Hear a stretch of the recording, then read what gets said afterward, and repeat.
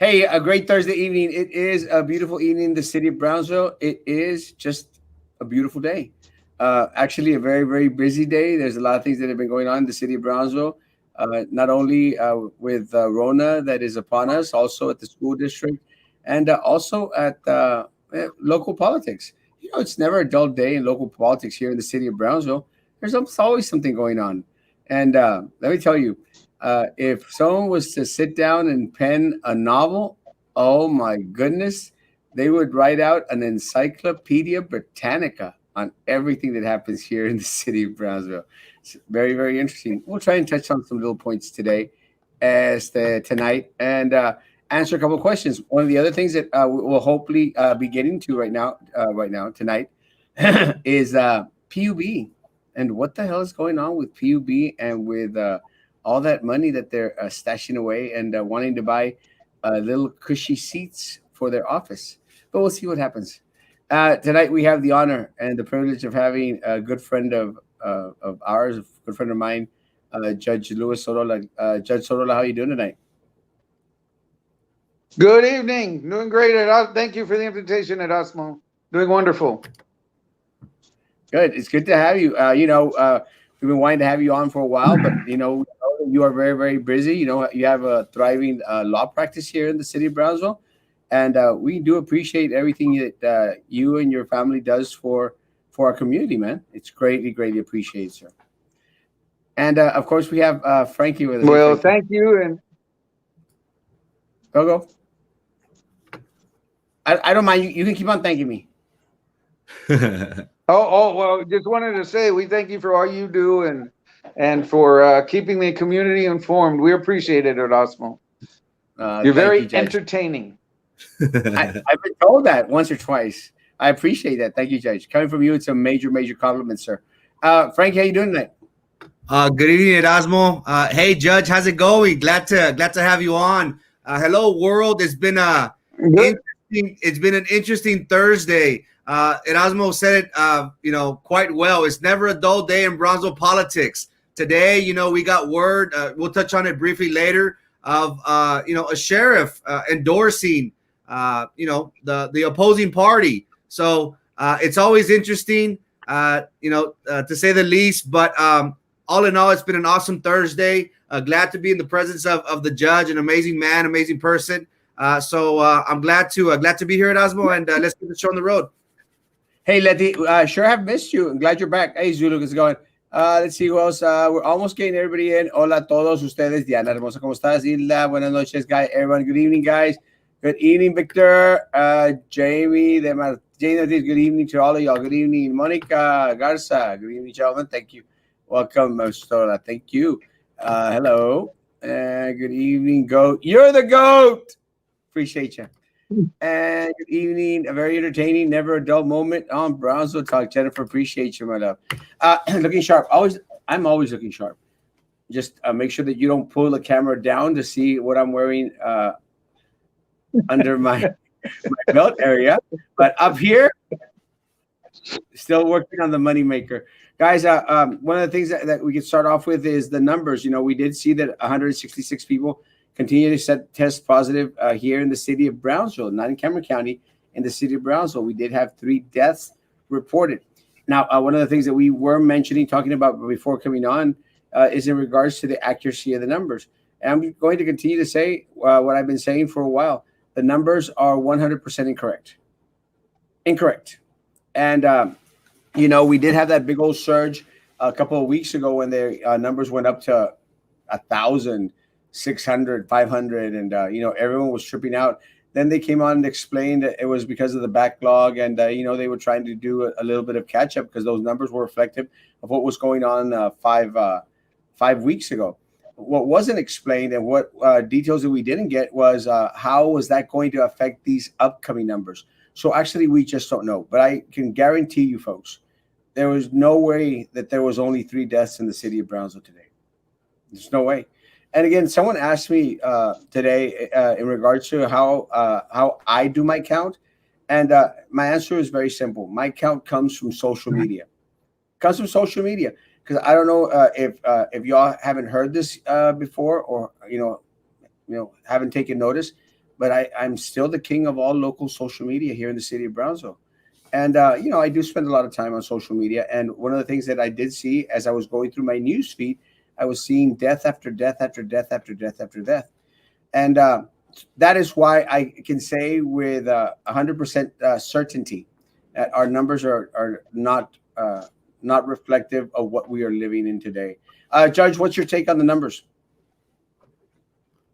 Well, I mean, I tend to agree with you, Erasmo. It's kind of tough to call a COVID death if somebody's in the hospital, they have a pre-existing condition, maybe a heart condition, a kidney condition. You have to have a justice of the peace sign off on the death warrant and pronounce the cause of death. Well, my wife's a justice of the peace, and a lot of times there's just discussion with the nurses or hospital personnel on, okay, was it kidney failure or was it COVID? Well, if they haven't been tested for COVID, they go in because they have a kidney issue or some other issue. Then do they call it a COVID death? Well, they haven't been tested, so you don't know. And sometimes they're not being tested after they're deceased. They're not using a test for COVID if they went in and they're asymptomatic. But it could be COVID. You don't know. I believe personally that, along with you, that the numbers are undercounted. I believe there's more deaths due to COVID. At least COVID is causing symptoms or causing some of the conditions that are causing the death of some of our citizens. And the numbers are not what they should be, and we should be concerned about it. But then how do you fix it? How do you really get to be precise? I don't think you're ever going to be exactly 100% right on the number. But I agree that we're not there's no way to be 100%. But something that you just mentioned is very important. Our justice of the peace out there, they do an amazing job. They get called in at all hours of the day, all hours of the night in order to, pronounce an individual that has passed away. I know for a fact, Judge, that, our justice of the peace, and this as well, they're out there 2, 3, 4 o'clock in the morning, answering their phones, calling individuals who have passed away. So, and I think that's important because we want people to know that it's not our justice of the pieces that are dropping the ball. I know for a fact that our justice of the pieces are there constantly. They're constantly out there answering their phone. Am I wrong, Judge? Oh no, I've woken up six times in one night with Mary Esther getting phone calls. I mean, she walks around with her notebook with death certificates, and no matter where we are, when we are, she'll get a call. And when I was a judge, I was getting called for blood warrants constantly, and it was kind of funny. I mean, both of us were going each way.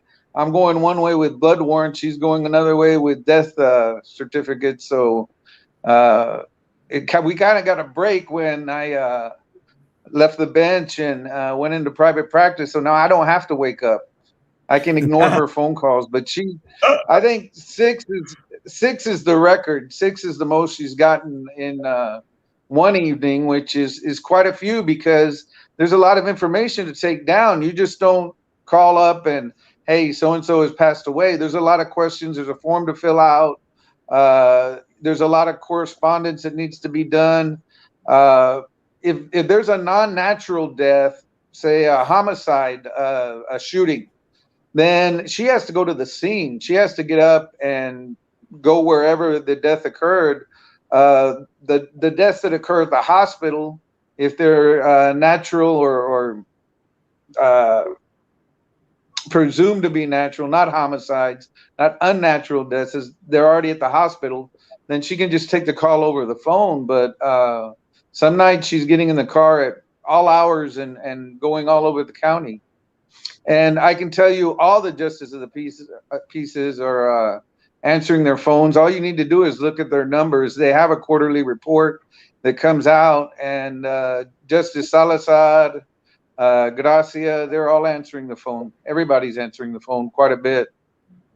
Judge, Lord how, Cho is out on the island. He's got Port Isabel in the island. Yes. Judge, how have you seen the community as of late? I feel that, in my personal opinion, that we have kind of relaxed now that we have seen a slight dip in numbers. How have you seen the community as of late in regards to this COVID crisis that we're in? I see that we're kind of getting into a state of normalcy, if you will. We become accustomed to it. There's certain things that we do that are normal that we're taking for granted. I mean, we're putting on our masks, we're going to the store, but then again, I see that at times we get laxed, you know. We get into a comfort zone also. But from what I've seen, and I don't really get to go anywhere. My office is next to my house. So I go from the house to the office. So there's been 4 or 5 days I haven't even gotten in a car because there's no reason to leave. All the courts have, the courthouse is shut down except for necessary business. The court staff still goes. But everything is done by Zoom. Even the inmates are at the jails on Zoom. They're in the police stations on Zoom. So I don't get out as much as I used to. Used to be running everywhere. Now it's sit at the office, conduct business, just like we're conducting business now. We have court over Zoom or YouTube. And there's really no reason to leave the house for as far as my business is concerned.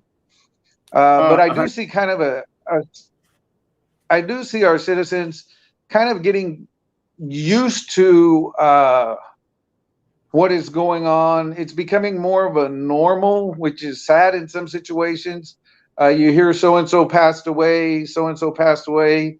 The shock of the COVID and the initial numbers are starting to become something that we're accepting, which is sad. But it's the reality. And it's a reality that sadly we're going to live with for at least 4 or 5, 6 more months. I mean, I don't see this going away. We still have in Cameron County, we have not plateaued. Our numbers have not gone down. We're still going up. We need to hit that plateau and we need to start lowering our numbers, and it just hasn't happened yet. And until that happens, this is just how we're going to have to live. Well, part of the problem, judges, and what you mentioned is very, very true. A lot of the individuals are taking it like, no pasa nada. You know, everything's going to be okay. And everything is not okay. Something that Mary Rose mentioned is very important. It came up in the news today. A funeral home said they picked up 30 bodies a day. Mary Rose, they are not far off. And again, I'm going to continue to say that we have an average of 15 to 30 people. I'm sorry, 15 to 20 bodies, 15 to 20 people dying in the city of Brownsville a day. I mean, it's what it is. Now, take into consideration that a lot of these bodies that are picked up at the hospital, as the judge mentioned, you know, it's easy to pinpoint what individuals have passed away from because it was something that they were fighting while they were being at the hospital. The issue comes with our individuals that are passing away in our homes. Those individuals, sometimes it takes a while to classify exactly what they passed away from. And let me tell you, folks, I mean, I've received the messages from individuals in our community of family members that have literally were turned away at a certain point from the hospital. Now, Dr. Madi has let us know that the percentage of individuals at the hospital has gone down to 80%, which is good. But the number of ICU cases still continues to be on the high, and the number of deaths still continues to be on an average of what we've been seeing them. So that's what makes it into an issue. Now, part of the problem, Judge, is that a lot of the decisions that are made for our community are necessarily have to be based on the numbers. You know, I just saw the city commission meeting, and we're going to talk a little bit about PUB in a little while. I just saw the city commission meeting this past Tuesday, and you know they were presenting numbers. And when the numbers are flawed, the decisions that are made by our leadership is also going to be flawed. They're not based on real numbers. They are based on fraudulent, fake numbers. And anytime you want to make an equation based on fraudulent numbers, or you're trying to set trends, you're going to be in deep, deep trouble. And I think that's something that has happened throughout the state of Texas, and maybe throughout the country. That is why a lot of the different organizations, different states out there, as well as the president, they're very lax in regards to returning to school. They're literally demanding to return back to school. Judge, you have a daughter that's in school. I think she's a sophomore. Very, very talented daughter who recently came out in the play. What is your take on our children going back to school, Judge?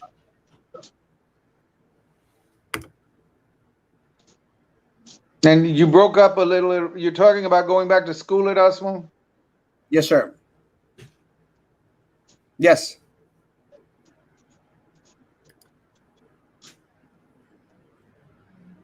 At Erasmo, you were talking about back to school? Yes. What is your take of our children going back to school? Okay.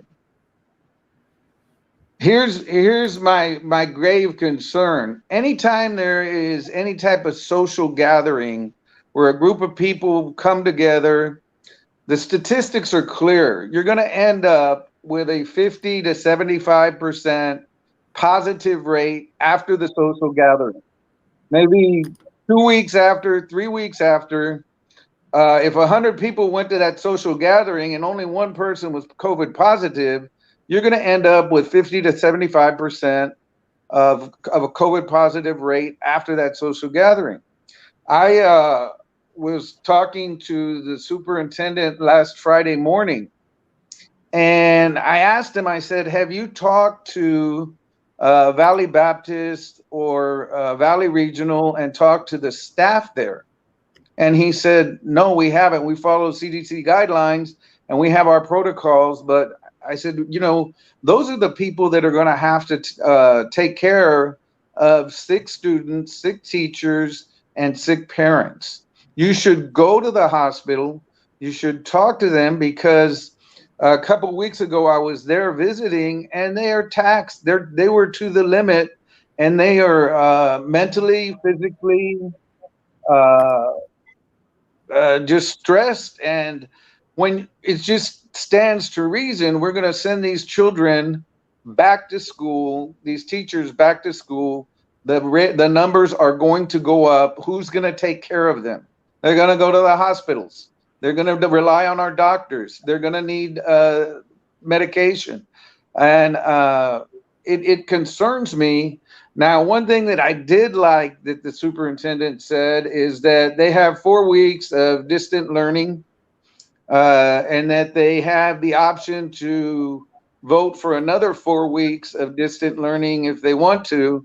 I believe distant learning is, especially in the short term, our future. It needs to be our future, because we cannot have 20, and he even told me, he says, we can't have 25 children in a classroom.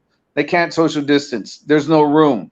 So you can put 12, maybe 15 and a teacher, but still they're going to be in the hallway at the same time. They're going to be grouped together. And I've talked to other doctors who said that this virus is just so contagious that you're just not going to stop it with a mask. You can say, yes, put a mask on, wash your hands.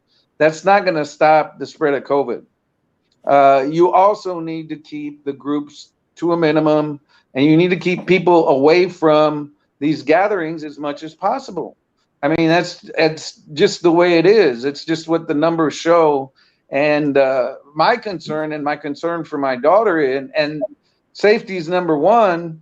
And her mother is not sending her back to school, which would have been, if she would have asked me, I would have said the same thing. No, don't send her back to school. Distance learning for as long as possible. I mean, that's just what we're going to have to work with until either everybody gets the virus, we have a vaccine, or at least our numbers have plateaued and begun to start going down. All we're asking for is an explosion of COVID patients if school starts and things go back to normal. It scares me. Well, it scares the community as a whole. And let me tell you, part of the issue is you mentioned the 4 weeks, and then the other 4 weeks. And unfortunately, Judge, that's not going to be the case. We are going to get 4 weeks, but after 4 weeks, the district is supposedly going to attempt to submit a waiver to the state of Texas, to TEA Education Director Mike Morath. But there's no guarantee that the education director is going to approve the waiver. That's one. Two, there's no guarantee that the governor is going to permit the education secretary to, to approve the waiver. And if we listen well to the rhetoric that is being spoken by someone that Jaime was mentioning, Betsy DeVos, and the president of the United States, they are adamant that kids are going back on campus face to face. They're adamant. So, and even the president of the United States has, has made mention out there that, he is considering, doing away with funds for any school district that opts not to face. So what I'm going to guess is that because we have such a weak superintendent, a very, very weak superintendent, and a very, very weak school board right now, because they are incomplete. My best guess is that their waiver is going to be lax and it's not going to be approved, and they're going to start to force more and more individuals to come back onto campus after 4 weeks. I mean, look at what he's already submitted today. Today he submitted a memo where he's asking all staff, that's 6,600 employees, all staff, to come back on campus on Monday from 8 to 5. So I agree with Attorney Liz Valdez, La Leona. Hell no, we won't go. My children will not be going in person setting until we have a vaccine. And that's something that we've asked for, Judge. We've asked for, hey, let's wait at least till January 2021 to see it. Frankie, your take? Very quickly, it is very important. My stance has always been that, it is not safe. We should wait until January and play it by year. We've had leadership at BISD who has been adamant of having the employees go back to school when we've had positive cases, when they've been, a few employees here and there. So in my opinion, we're just asking for, more positive cases to arise at the beginning of the school year. We've heard previously how doctors have said on this podcast how flu season's coming around in September. Even though we might be plateauing or close to plateauing, there is that second wave that resurgence that we are expecting. So it's not a time to relax. And BISD, 6,000 employees. It doesn't matter how much they try to separate or do skeleton crew in regards to that. We are putting them at risk. My question, Judge, to you is, how has your daughter been with distant learning? We saw how BISD in March and some in middle school, attempted to do school either through packets or through online. How has your daughter been, learning, and how has she been able to, to change from actually packets to actually online distant learning? Well, luckily, my daughter's mother's a teacher. So she has her there. She's structured. Luckily, my daughter has the equipment. She has the laptop computer and she has the Wi-Fi.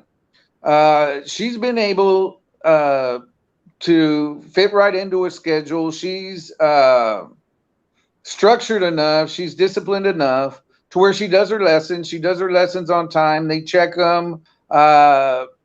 She would much rather prefer to be at school just to have that social interaction.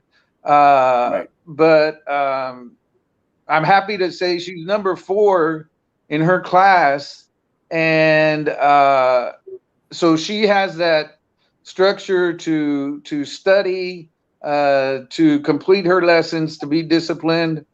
And she has the resources. She has her mother on her and her father checking on her. Where I get concerned is we have a lot of areas in Brownsville and a lot of students lot of areas don't have hotspots. They don't have Wi-Fi, and a lot of students don't have the computer or the even a cell phone. If that's what you have to use to be able to communicate, to be able to sit through the class. So that's where I get worried about the distant learning and the becoming accustomed to it. A lot is going to fall back on the parents, because if the parents aren't there to push the student, I mean, it's like anything. If the parents aren't there to make sure the child goes to school when they're supposed to go to school, you're going to have a problem child. Same thing with the distant learning.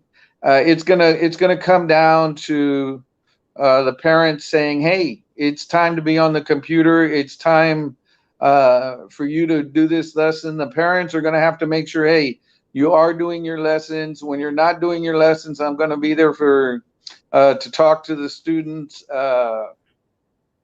I mean, my daughter has had no problem adjusting to it. This is the day and age of Facebook, FaceTime, Zoom, YouTube. You can see how even our courtrooms, Frankie, how we've been accustomed to it, and we're able to take care of our daily tasks. The judges have become accustomed to holding court via Zoom. So I think it's something that our society is going to adjust to, and our students are going to learn to do.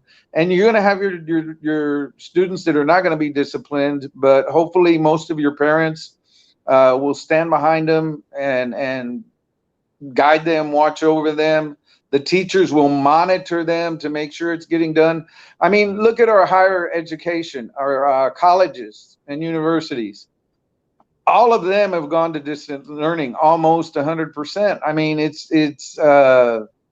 just the wave of the future. It's not going anywhere. It's not going to go away. It's going to be something that we have to get used to and accustomed to.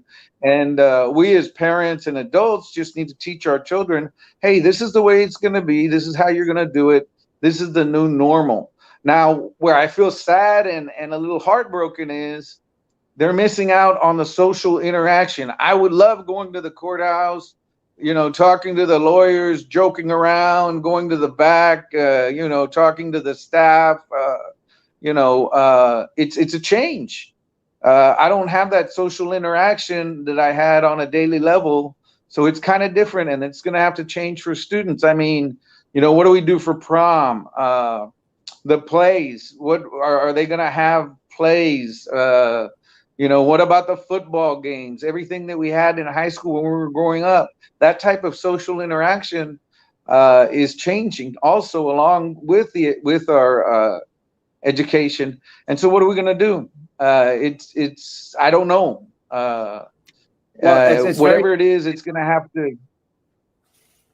It's a hard question to answer, but in a perfect world, it would be perfect to have all this. One of the things that we have to take into consideration is that 60% of our students aren't completely prepared to have all those resources allotted to them. That is one of the reasons why we've learned out of today. The district has started to obtain a lot of the hotspots, a lot of the Chromebooks, and a lot of the other material that is going to be distributed to students. One of the big issues was that we did have candidates out there saying that we had 14,000 hotspots for BISD students. The fact of the matter was, I spoke with the IT department in the city, in the district, and the IT department, basically stated that they only had 2,000 and 2,000 hotspots for a population of our size, and with the great need, because we do have at-risk students. A lot of our students, again, going back to 60%, they have something that the all-rounded home does not have. They could be lacking in computers, and something that the judge mentioned. They could be lacking in iPads. They could be even lacking in having internet at home. Look, some of our students out there, they have no parents at home. They're out here living with grandma, grandpa, tío, tía. And even in some situations, and this is why I say 60%. Some of our students are living with their older siblings because the parents are completely absent out there. So, we have to start thinking of our society as a whole and start providing for our at-risk students and our, unfortunate students that don't have the resources that a lot of other students have. With that said, look, one of the things that we always do, Judge, we always prepare for tomorrow. We do our best to always prepare for tomorrow. We always prepare for those storms that are coming. We say we have this little rainy day type of fund or situation. One of the things that I've been screaming at the top of my lungs for months, sir, for months, is start getting ready for August. And one of the things that this district has neglected to do is prepare for the worst. And that's one of my mottos: prepare for the worst, hope for the best, but prepare for the worst. We should have started preparing for this semester in April, at least, at the minimum. So where we would have all those hotspots, had all those computers for our amazing students out there. Something else that you said that I really, really like, and I agree on. All our programs, they're going to have to reinvent themselves. Football is going to have to reinvent themselves. Our plays, our music, sir, our music is going to have to reinvent themselves. I was watching Rio Grande City. They had this amazing performance, the mariachis. I don't know if you saw it, Judge, but it was amazing performance, and everyone was on their camera, and they came together, and they had an amazing performance online. So no, that's the innovative thinking. That's the let's look towards the future. And then once you have that as a base, you start tweaking, Frankie. And I believe we're going to have to do that, Erasmo, until we get control of the virus and we're able to take care of our students, now and until we get a hold of this virus and the pandemic. And at that point, we always have what we've learned from this virus and pandemic to fall back on for the future. It's not something new. Right now, it is something that happened that I don't think we were ready for. Well, I know we weren't ready for the scale of this pandemic. It just, the way it spread around the world, the way we got attacked, the sheer numbers, the daily things that we take for granted that we just didn't think about, that we're now having to think about. That's we just weren't prepared for it. Now we're learning. Now we're understanding. Now is the time, even though it's a little late. It's really never too late. We've got to do something. We can't sit on our hands. Can't sit on our butt. But now's the time to say, hey, and this is not going to go away in December. January, the beginning of the new year, is not going to stop this pandemic. We don't know where the numbers are going to be by then. If we keep going with the numbers that we have now and they go 4 more months, we're going to have a serious crisis on our hands, and we're going to have a lot less people in our community. We won't need the federal funding because we won't have the students or the teachers to use the money. They're going to be gone. Our public officials, our elected officials need to take that into account now and start thinking outside the box and for the future. And the lessons that we're learning now, some of the mistakes that we've made, we need to learn on them and move forward. 100%. What David, and what you mentioned in regards to learning from the mistakes and learn forward is David's comment. We've seen what happened with upper state schools. They closed right away. We heard of the cases in Georgia. We heard of the cases in Indiana and the other schools that have opted to go back to face-to-face and have had to close and also quarantine hundreds of students and staff. They were used as guinea pigs, as our students and our teachers, our coaches, our band directors were also used as guinea pigs. It's a failed experiment, Frankie. And the judge makes a good point. Just because we have vaccinations coming in December, January, that doesn't mean that it stops from night and day. this is something that we're going to be dealing with. And I think Dr. Madi had previously mentioned that this is something that we're going to be dealing with for years to come. This is going to be our new norm.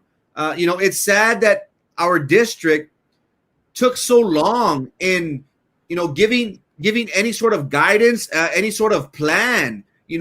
We were late July, early August, and they're still trying to, think on the fly to give direction into this next school year. Mario gave a good point.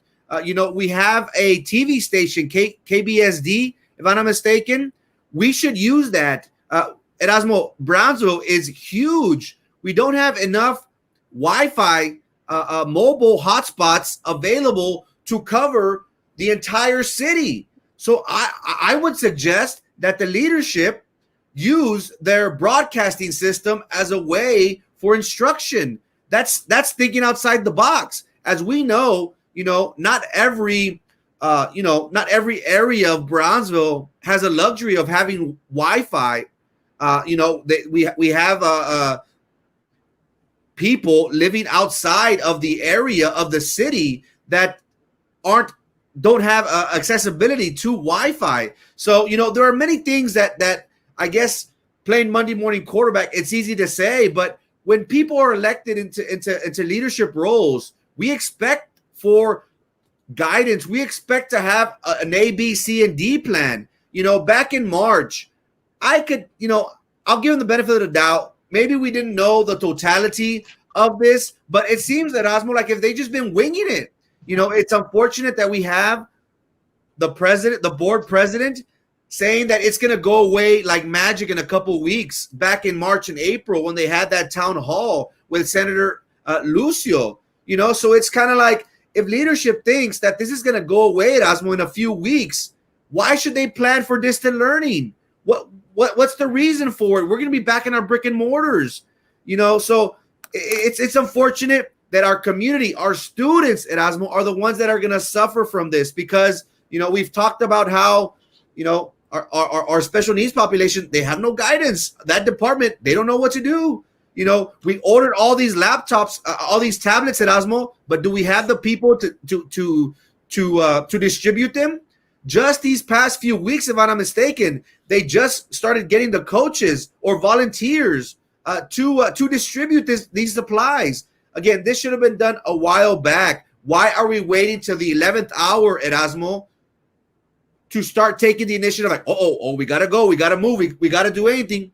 Leadership is not about winging it. Leadership is about being prepared because, there's a Bible. There's going to be 7 good years and there's going to be 7 bad years. We always have to plan ahead. We never know what's going to happen. And it's unfortunate that our community and our students, Erasmo, are the ones that suffer. Well, let me say one of the things in regards to the Chromebooks, the computers, and the hotspots. We have to understand that all these things come from federal grants, federal monies, also coming in from a lot of the state monies that are being offered during this time. And, because we do have such a high number of individuals that are at-risk students, we qualify for all these benefits and all these services out there. That is why, guys, I'm going to continue to stress the importance, folks, of please filling out your census. Please fill out your census, 2020census.gov. We need for you to please fill out your census. Encourage family and friends to fill out the census. I want to thank Morales Insurance. Morales Insurance, they do have a census giveaway. Morales Insurance is located on 425 Paredes Line Road, Suite A, here in Brownsville, Texas. All they do is that if you haven't filled out your census as of yet, stop by their office and you're going to get un regalito, a gift. You're going to get a little gift. So let me tell you, that is pretty cool because I like getting regalitos too. So Morales Insurance on Friday, the 8th to the 14th, the 8/14th, 2020, which is tomorrow, Friday, from 2 p.m. to 6 p.m. It will be at their parking lot. They will have little tents out there. I will try to be there myself. Do your census. And if you haven't done it yet, stop by Morales Insurance on Paredes Line Road and get that done. Please, we need those funds coming into this into our our city. And again, going back into something that the judge was mentioning, guys, we are different in different times, and we are going to have to make adjustments. The judge had a couple of issues in regards to, technology. Technology is going to make a matter, and something that Frankie just mentioned. We're not prepared as a city. We're not prepared as a city. Having school buses with Wi-Fi throughout the city is okay. It's not what is ideal. The city of McAllen has started to implement different, making it a smart city throughout the whole city in order to supply the need for all the children there in McAllen, Texas. Again, we just need different type of leadership. Judge, going on to another subject, one of the issues that we have here in the city of Brownsville is an increase in regards to our PUB bills. Our rates are just over the top, and during these hot months, and during these times where our people are being asked to stay at home, well, we could usually say that they're consuming a lot more BTUs out there, and I don't really know what BTUs mean, but I know that those are the words that people use. But they're using more electricity because they are a lot of people are more people are staying at home. PUB has raised our rates by 36%. 36% in the past 8 years. They have misspent 71 million of our dollars that they gathered through the increases. Right now, they are still planning to squander 29 million of our dollars. Judge, how pissed off are you at PUB because of the race? And Judge, is there anything legally the city of Brownsville can do, us residents, in regards to it? Well, the city of Brownsville, the commissioners are the ones that appoint the PUB board. So the commissioners are the ones that get to pick who's on the board. But I'll tell you what, there's a lot of money that is not accounted for that I just can't understand why you can't say, okay, how much money is in the bank account? How much do you have, Erasmo, right now in your bank account?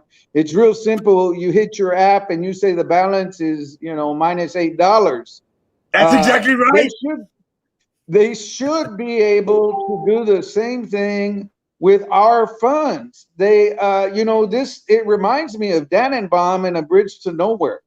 That's what it reminds me of. Yes. And I'm sad to say that because that was a very sad time in Brownsville's history. A lot of money went accounted for. And my opinion, somebody one day, hopefully in the near future, is going to pick up on it. There's going to be an audit, and somebody's going to be held accountable for where all this money is going, because it's going somewhere. And these days of technology, you can't touch your phone or do anything on your computer without it being recorded. So it's a matter of somebody taking control, grabbing the reins and saying, hey, we need an audit here. We need to take control. If I remember back in the Dannenbaum day, it was a district attorney that came in and said, hey, that's enough of this. We want an audit. There's a crime going on. This type of money and this not being able to account for this type of money, there has to be some type of crime going on. There's no reason for it. There's no excuse for it. Somebody needs to be held accountable for it. And yes, our rates, well, I'm staying home. My PU bill is up just because I'm staying home. I've got to run the electricity during the day.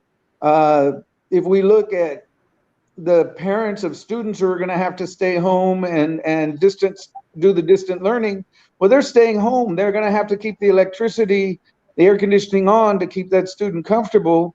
But are you getting a break on your bill?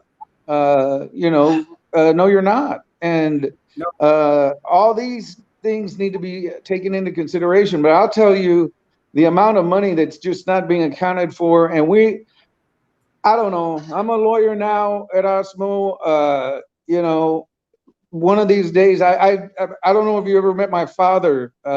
He sued the city back in the day, and I ended up being a lawyer in that. And it was a pretty scary thing when you're an attorney suing a government agency, because you just don't know what the repercussions are going to be. but the outcome was good. And what needs to happen now is somebody needs to look at this and say, hey, we need to bring you to court. We need to say, look, we're not asking for the money. We're asking for the accountability and where the money went. Show us where the money is. And I think there's probably is a viable cause of action there. I get upset.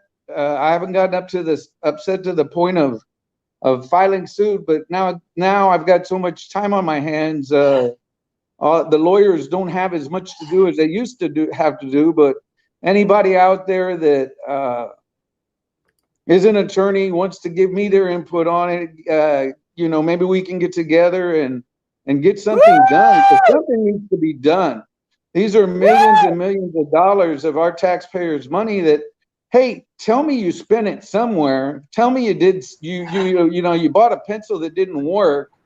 You bought some bad laptops for our children, but what did you do with it? Where is it? It's not a hard question to answer, but it's gone, and somebody's got it, and somebody's going to be held accountable one day. If you remember Dannenbaum, the people that were involved in that were held accountable, but the money was still gone, which doesn't help us. But no, something needs to be done. It's not right. There's a crime. It's a crime. Well, let me tell you, Judge. And believe me, I'm not calling anybody a criminal. I'm not making an accusation. I'm not calling anybody a criminal, but I'm saying a crime is being committed. It's a crime against humanity.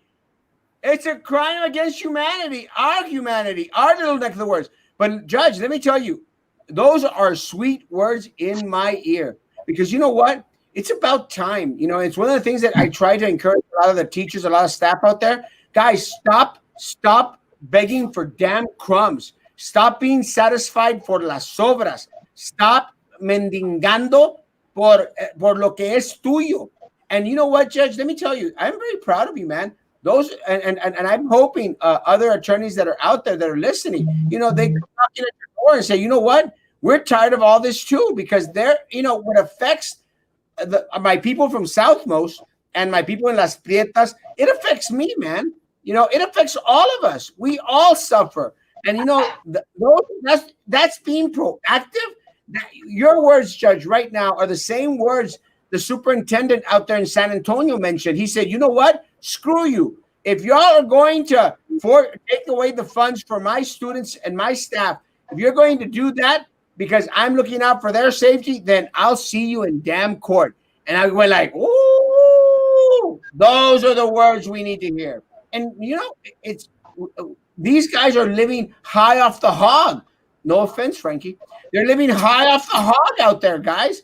High off the hog, making these exuberant salaries, building them some cushy little buildings with our rates, the ones they collected for a defunct Tanasca.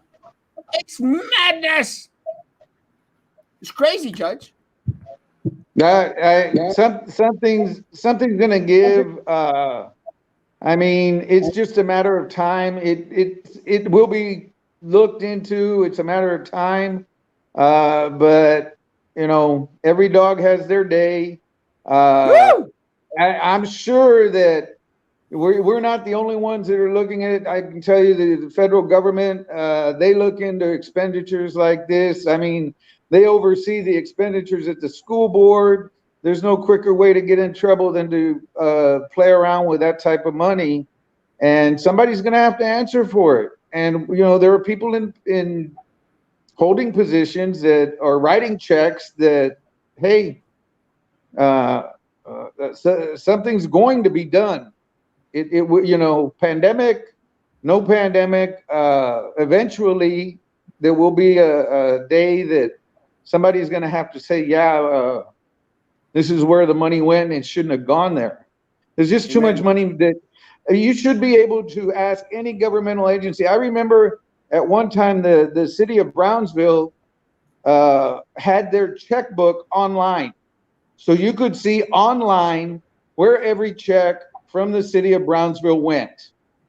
Well, again, they didn't like what some of the people were finding and where some of the money were going. So what did they do? They just took the checkbook offline. But I mean, why not? It's our money. I mean, let's see where you're spending it. And if you can justify the expenditure, then great. But some of the expenditures cannot be justified. But we're just being kept in the dark. And I guess they think it's going to go away, but I promise you it will not go away. One day, somebody's going to have to sit before a court, a judge, a video camera, and either an attorney or a prosecutor, or an and FBI answer for agent, or an FBI agent recording a secret conversation where, I don't know, I'm going to use a speculative, like maybe a board member is getting $10,000 for a movie, maybe, something crazy like that. Thank you, Job Seal Radio. Thank you, and this is part of our amazing people here in Brownsville becoming very, very proactive, and reinventing themselves and bringing back a lot of the classics. This radio is amazing. You get to speak, and of course, I'm hitting the wrong button, but you get to speak with individuals like back in the Nextel days. But this is even better because I have an Android phone as well. Thank you, Judge ABC World, for the transformation. But you're on point, Judge. You're on fire tonight, bro. You're on fire. And we need more people here in the city of Brownsville to be on fire. To say no more, no mas. Let's get together and let's kick some butt. That's what we need. Yeah. And I agree with you, Erasmo. And any attorneys out there, I'll have my number. Give me a call. And we have the time. Let's look into it and see if something can't be done. Those are sweet words in my ear. I love it. I love a good fight. We're brawlers, Judge. You and I, we come from the same neck of the woods. We're brawlers. We like to fight. But we'd like to fight for what's right. And, Brownsville needs champions, sir. Brownsville needs champions. Brownsville needs people to bring people together and say no more, no mas. Let's take back what belongs to the city and out of the pocket of the rich. Because you know what? I mean, we got people living up in Rancho Viejo and all these other places that want to tell people in the city of Brownsville how they should live and how to spend. Let me tell you guys, our system here is composed of mostly, very low income individuals, middle class individuals. We weren't born with silver or golden spoons in our mouth. We can't take lavish trips to Europe, to Italy, around the world, and then come back and give COVID-19 to our people. I mean, or bring anything else to our people. We're humble folk down here. We're humble folk, and our humble folk, they need champions. They need champions. They need warriors. They need individuals that'll stand up for what's right. And I'm proud, man. I'm very, very proud. Frankie. Well, it is unfortunate, back in, for the past 6-7 years, they have been collecting these extra monies, and the answer is for what? They just gave a report before the city commission that only $29 million is left. Now, where did this go?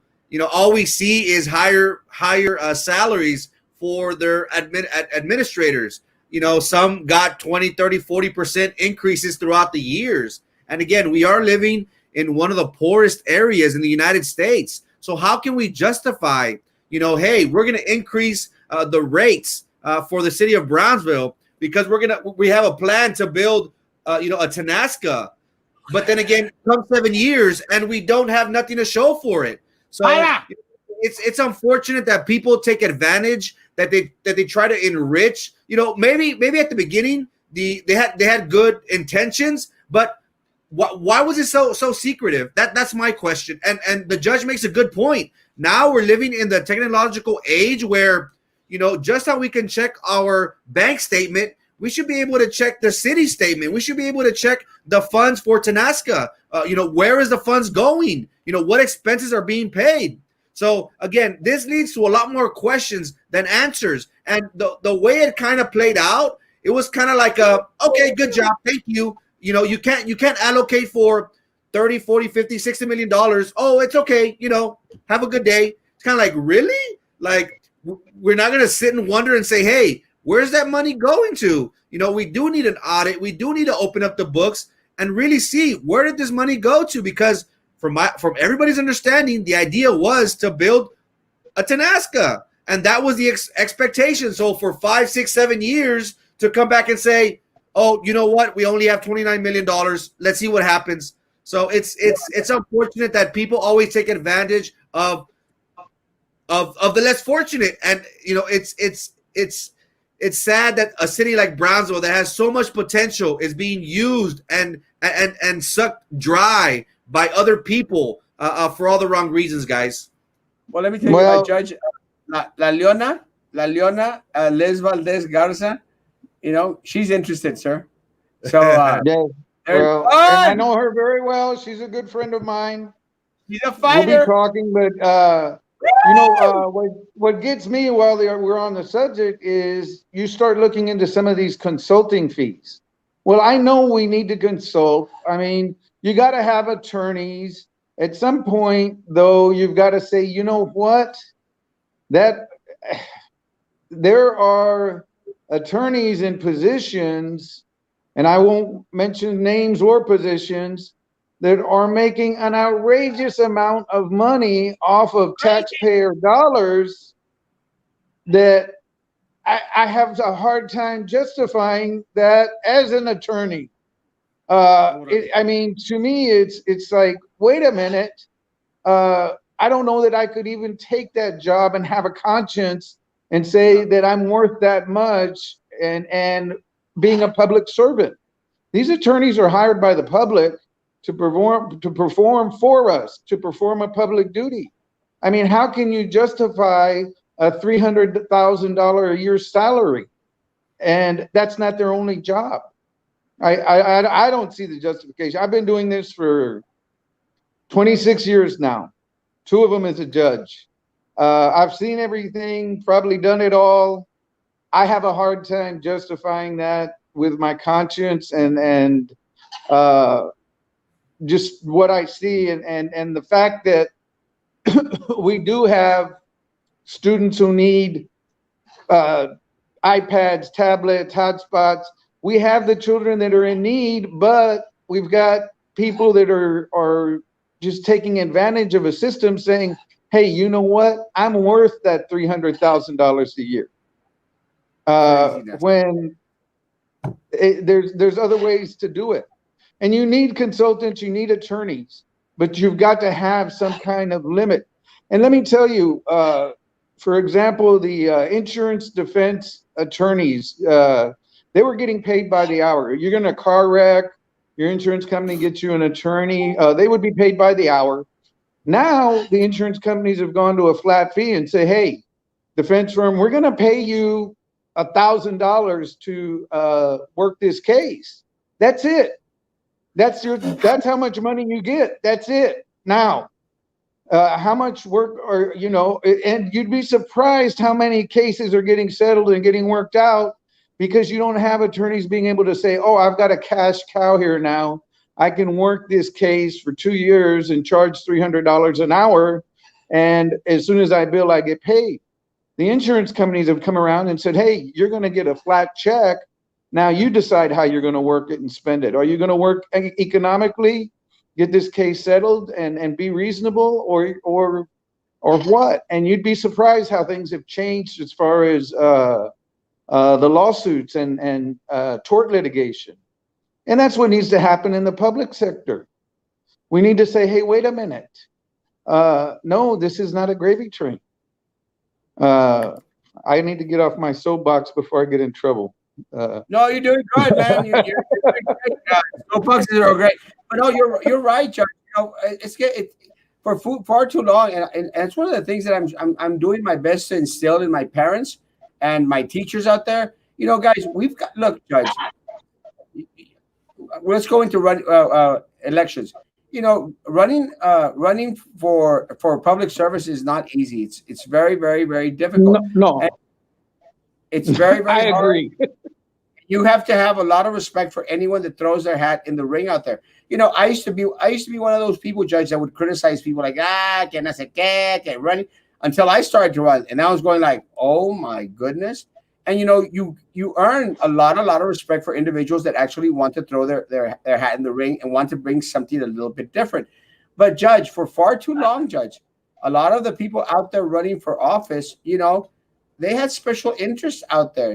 They had other individuals out there that had a mission. They had something that was not in the benefit of our people as a whole, but to benefit a small elite little group out there.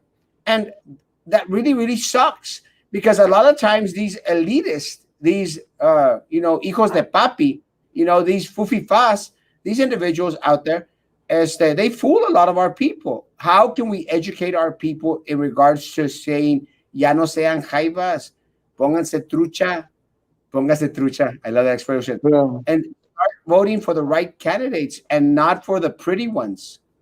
Well, except for me, because I'm totally not fat.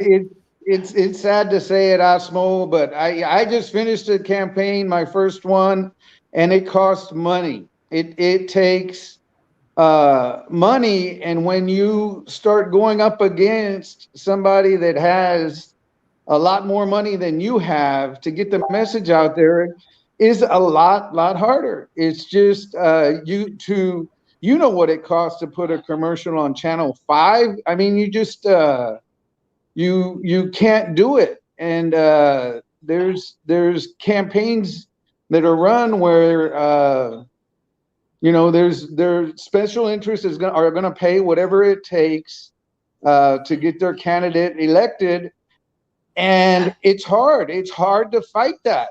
It's exhausting enough to go everywhere, to talk to everybody, to go meet everybody, but then to get outspent, and it's hard to ask people for money. It's hard, it's humbling. I was very humbled this election. I was very fortunate too, because a lot of people did come up and help out, but when you face a lot of high dollar opponents, it's hard to overcome that at Erasmo. And a lot of their interests are not the interests of the people. They're not. They're interests of other people, self-interest, and it's hard to defeat that. It's hard to get past that. And when you're not born with that golden spoon, I mean, I was working at 12 years old, shining shoes in a barber shop. I did not come from money. My parents didn't come from money. My mother was a teacher, 35 years in education.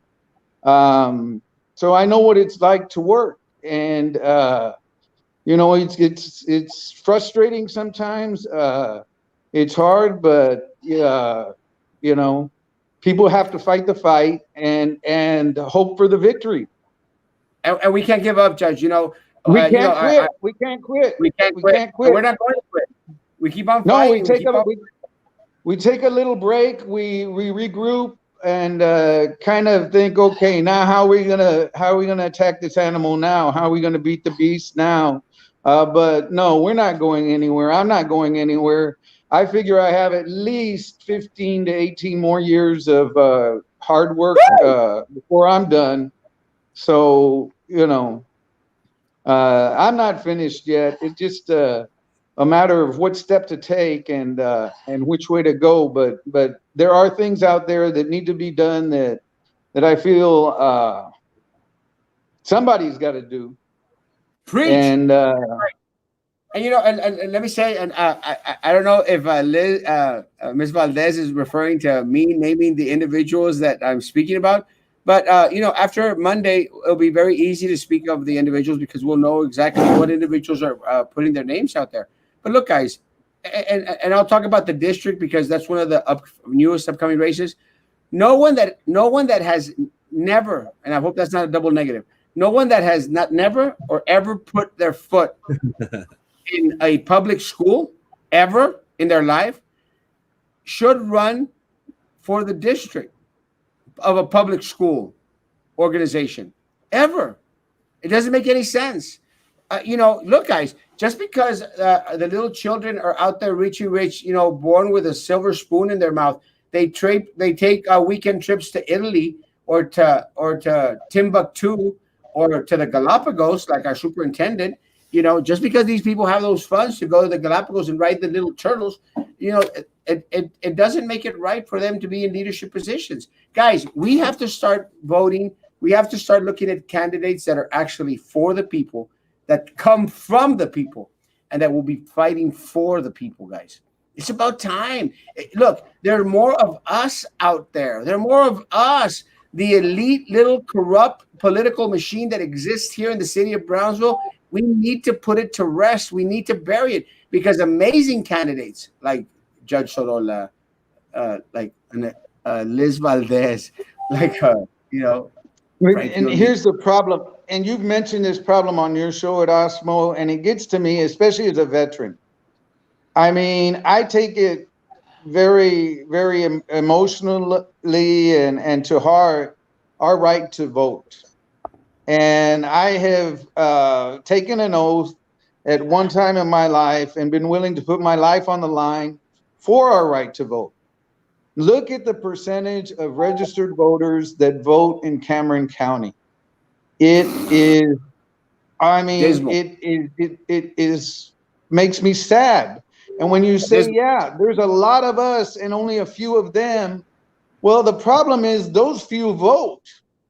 The lot of us do not, and we have that right, and it doesn't take that much to go out there and cast your ballot. Vote. Your voice counts. What do you think? Oh, I'm just one vote, it doesn't matter, I don't have time. If you look at our election system, this presidential cycle, they're going to have 3 weeks of early voting. I mean, the early voting places are open all the time. Mail-in ballots, I believe, are going to be a little bit more. They're going to be a little bit more laxed on the rules given the virus, so it's going to be easier for us to vote. That's where we need to start. We need to cast our vote, because if we get together, if we band together as a group, then the little person becomes the bigger person, because we're now a group that can take out, because the elite have learned all they have to do is go vote, and that's it. Yes. Because we're not going to go vote. They know we're not. So, and that's where we need, I was saddened at the numbers. Hey, we need a bigger percent of, and look at Hidalgo County. Hidalgo County is right next door to us. And look at how their percentages. They are outrageous, the number that go vote in Hidalgo County. The census, you've touched on that. Let me give my little census spiel, my 2 minutes of census. Go. What is very, very important is there's a 500,000 person cap or guideline, if you will. Cameron County, the population of Cameron County right now legally is 420,000. We know that it's a lot more than that, but because we were undercounted in last census, we did not reach that $500,000 threshold.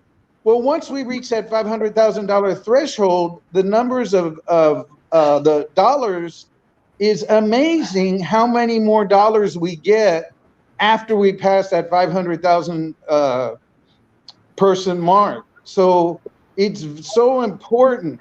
And I've had clients come to my office, and if clients come to my office and the census comes up, or I ask them, have you done the census? No, I haven't. Kick back 2 minutes, I'll do it for you. Have a seat, answer these questions. You get online, it only takes a few minutes. It has nothing to do with whether you're here legally or not. It's so easy and so simple, and that's where a lot of our money and our funding will come from to help our children. And we need to get over that $500,000 threshold. Whatever it takes, we need to fill out our census. That gives us a stronger voice, because now we have more money and more money per capita per student. And each student, now we can afford the laptop. Now we can afford the hotspot. And that's so important that we just do that. And it takes such little time to do. A little more time to vote than voting, but it counts. And that's something that we need to do as a community, as a whole, for the betterment of our children, for the future, at least for the next 10 years, because we don't get to get counted for another 10 years. This is it. 10 years. Yeah.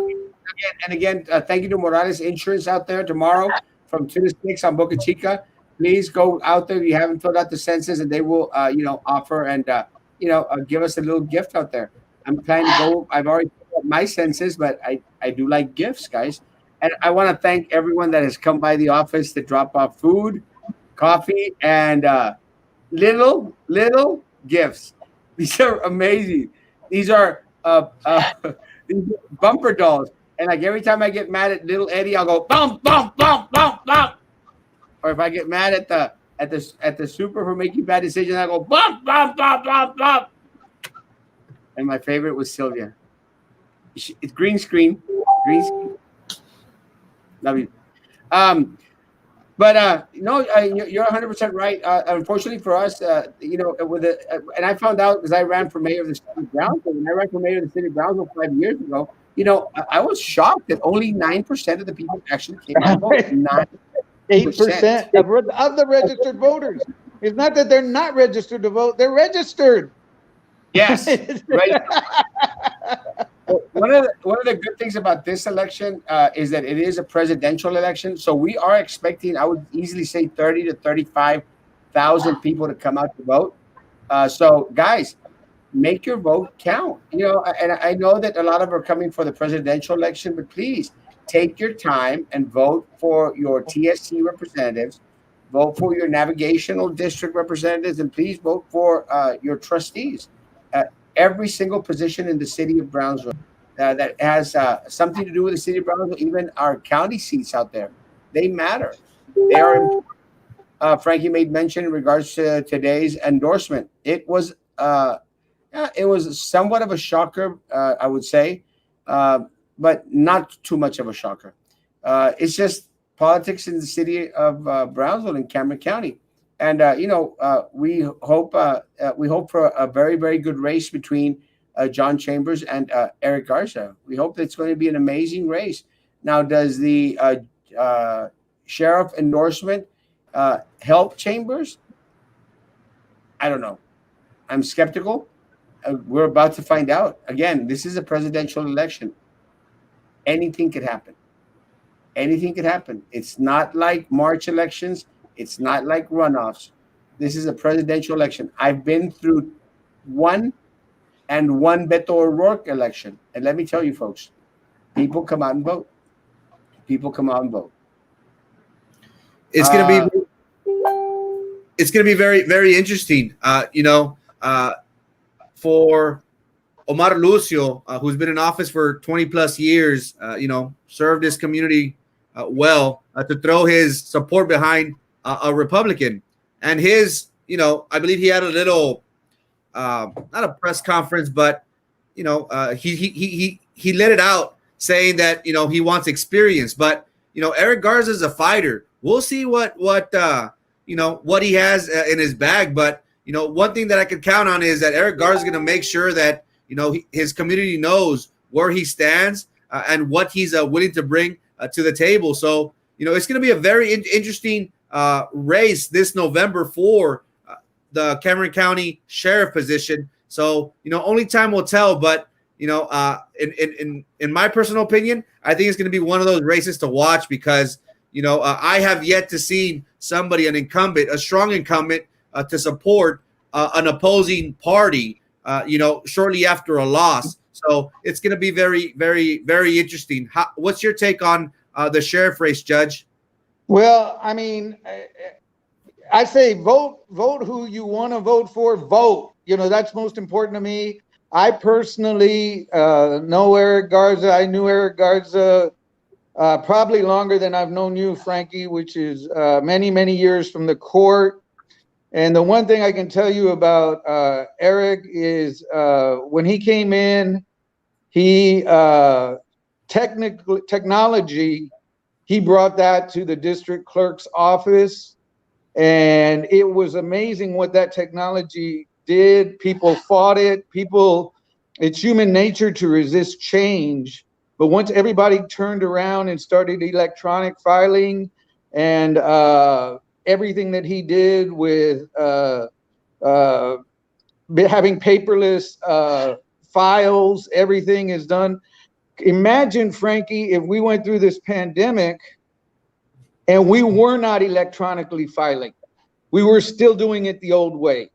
Yeah. That courthouse, we would have a crisis on our hands. So, we need to thank Eric for everything he did. And he led the way as a district clerk in the state of Texas when it came over to switching over to electronic filing and technology in that office. It wasn't just what other district clerk offices were doing, because I would go to meetings and as an attorney and as a judge, where we would meet other county personnel, and we would talk about what they're doing, and they would look at me with my laptop saying, "My God, what is that?" And Eric is responsible for a lot of that. So what I see is I know that he would bring that expertise to the sheriff's department and bring the technology and what he knows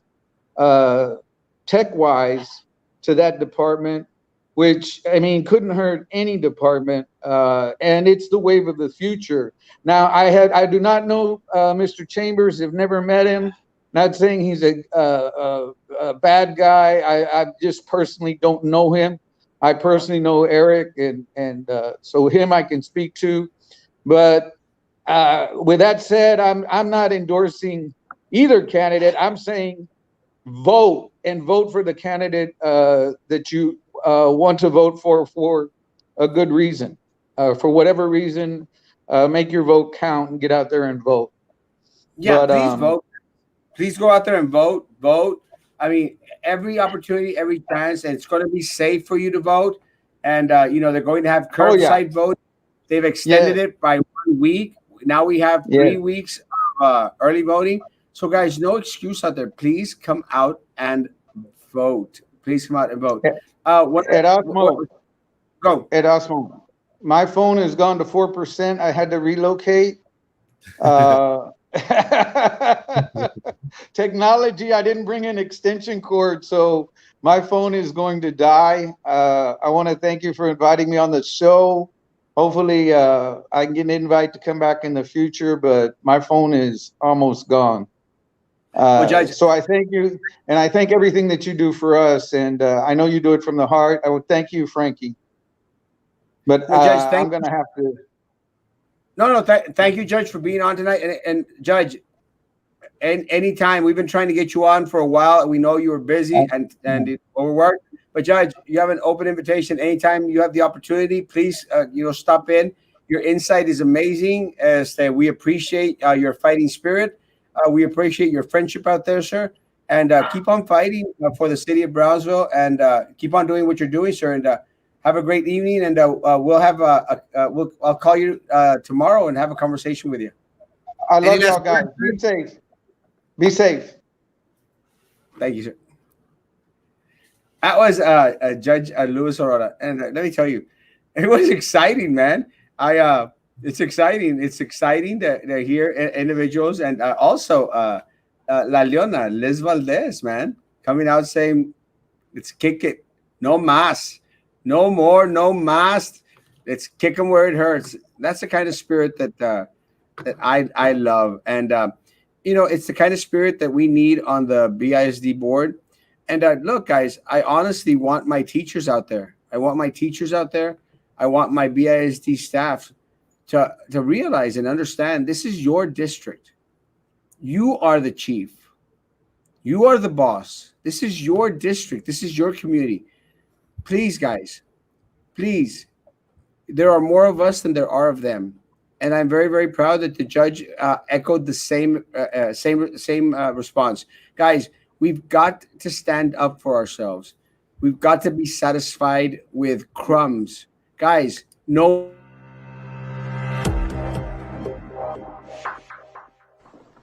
Please, sir, I want some more. What? What? Some more? No more crumbs.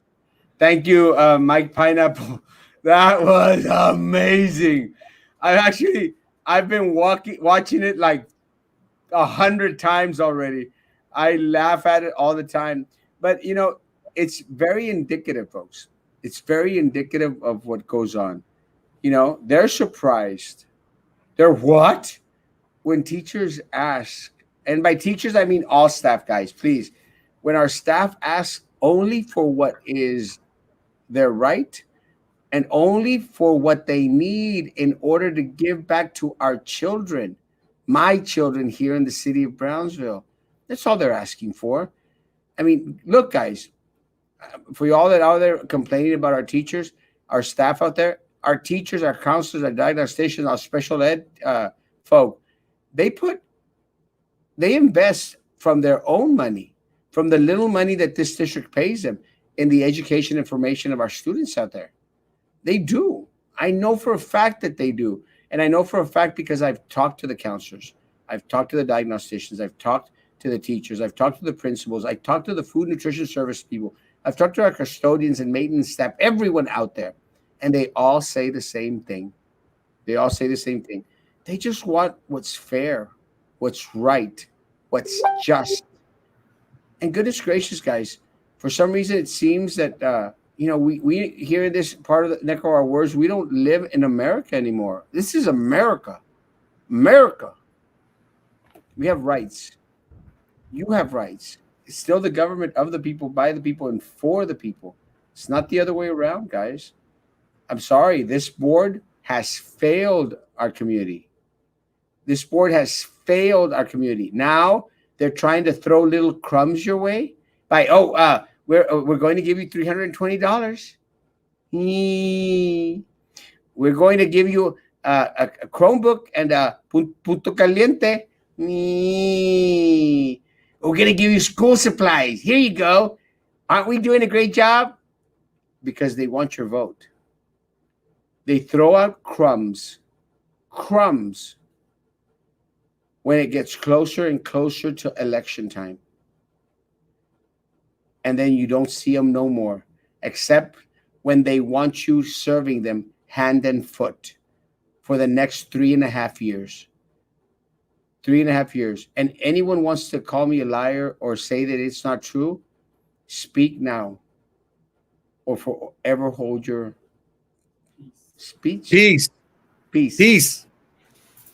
Gee, Something like You that. got it going good. Hey, man. It's been an hour and 22 minutes. And gee. Sylvia! Give back the money! And talking about my love, she will be having court tomorrow at 1:30. Is that true? Court tomorrow at 1:30. So tomorrow, I will be out there. I'll be recording. It might be live, so I might be filming it live tomorrow. We'll see.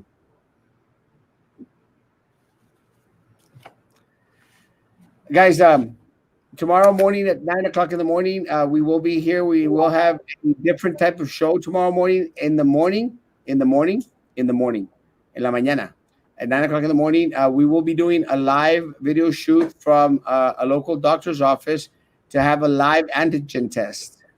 And I will be going through the whole process of taking the test to find out if I ever had La Rona. And Dr. Eder Hernandez will be administering the test himself.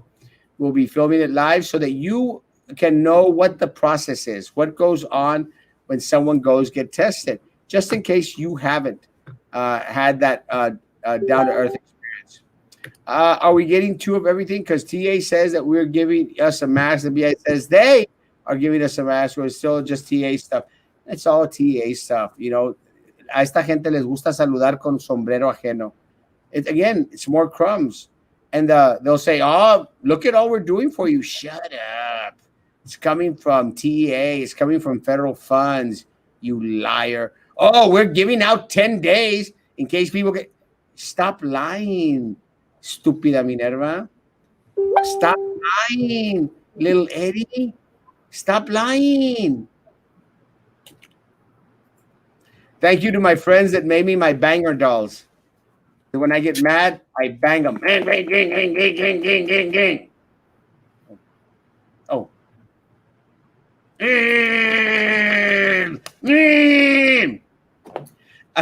My friends are very, very creative. And thank you for my little saying bubbles. I thought it was hilarious, guys. But nothing has made my day more than...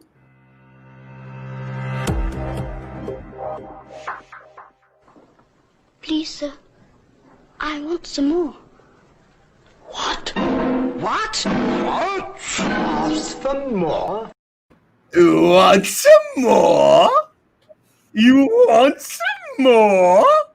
The audacity. Audacity! You want some more, y'all teachers? Teachers, if y'all want more of the crap that they have put you through, not just during this pandemic, but for the past 4 years, God help our community.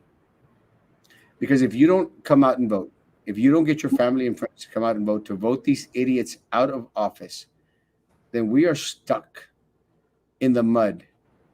We will be stagnant at the district level.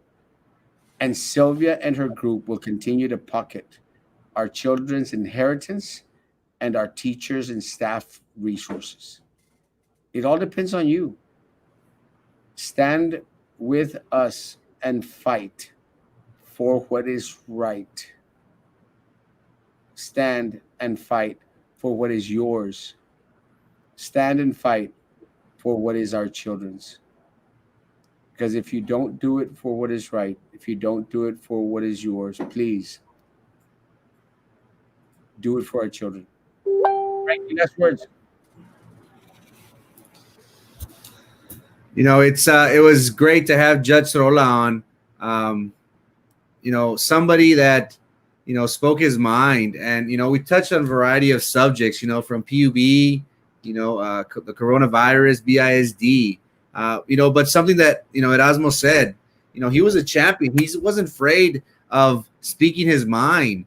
You know, he saw a problem and he was vocal about it. You know, I've been fortunate enough to co-host this podcast since March, and we've been very vocal about different issues that have been, you know, arising within our city, within our district. You know, it's times like these where we need people that will make decisive decisions. We have seen time and time again how leadership at the district has not adhered to the recommendations of public health officials, of our community. You know, this virus is real. And for whatever reason, they've been so adamant in sending our students, sending our staff back to the brick and mortars. You know, in November, we need individuals on that board that are going to represent the community, be in tune with the community, and have their best interests at heart. I believe we have that. We're hopeful that in November, we'll be able to keep our community informed of all the issues going on. We've been fortunate to have this platform that we will continue to provide information, crucial information. We've had time and time again comments on here stating that we've been calling the district and they don't know what to tell us. They don't have an answer for us. That is due to lack of leadership. That's something that they should have done back in March and April. You know, I'm hopeful that through this election, people will be tired of the current leadership and would want positive change. I'm glad to be part of this, you know, of this movement that wants answers, that demands, you know, to know what is going on and to be informed. That's very important.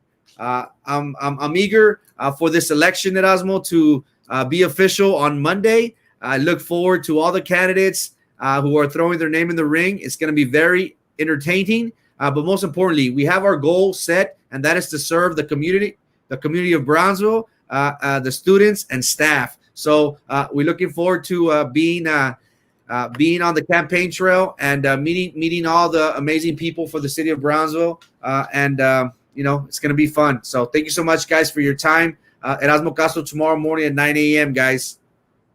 Guys, let me end with something very, very, very quick.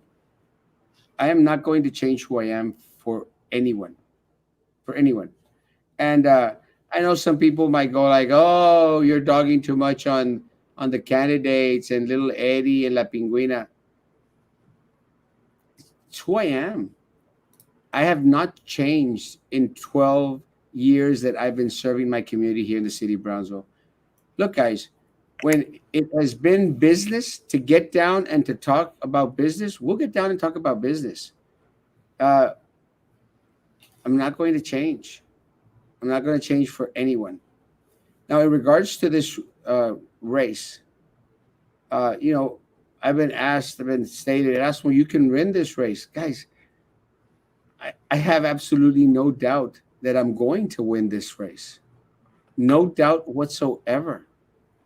So whoever gets in the way, watch out. You'll see a different Erasmo during the campaign that you do now. It's not a matter of if I'm going to win this race. It's by how much I'm going to win this race. And my best wishes to anyone and everyone that wants to serve and wants to throw their hat in the ring. I'm not going to lose this race. I need your help. I'm counting on your help. We need to bring change to our community. You need something different. Brownsville has been stagnant for far too long. The same people get the key positions. We don't have the most qualified individuals in the decisive making positions. We got los primos, los tíos, los compadres supervising the architects, the engineers, the professionals. It's gone on for far too long. So this race, I'm a little bit on the confident side that we can bring it back. We can make this district, this city, this county actually serve our people. It's going to happen. Just need your help. And I need your help because I'm going to win my race. I want all 5 races. I want all 5 seats to come back to the people. All 5 seats. I need your help. It's time. Guys, if your neighbor needs medicine, needs food, please go give them the food. Look out for each other. And, help those individuals that are in need, family members, friends that have tested positive, are testing positive, or who are losing someone to COVID-19. Guys, please, please be good to each other. Please be good to me. God bless.